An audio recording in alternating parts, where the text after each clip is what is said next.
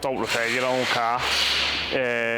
You shouldn't repair your own vehicle anyway. I think our industry should be like the electric industry and the gas. It should be a safe register, because at the end of the day, you don't know how tight your wheel's got to go if you're taking a wheel off.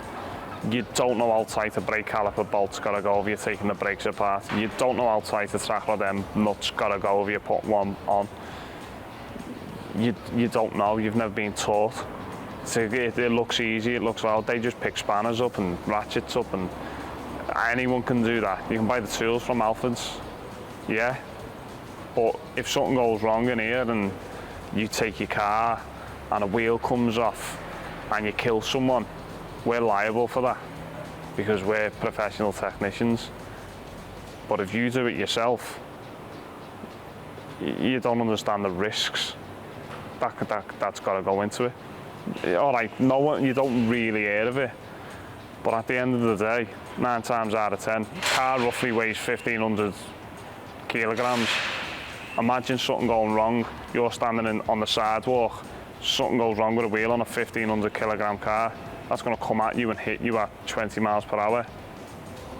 So you're the one that works on your own car. You've just been hit. Do you know what I mean? It's not safe. Yeah, everyone thinks it is. It's not safe.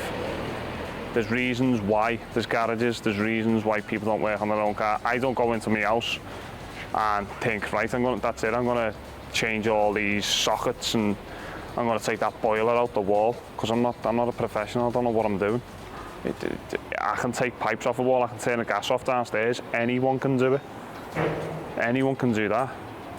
But whether you do it to a safe standard, that's a totally different story. So I wouldn't recommend anyone touch the vehicles.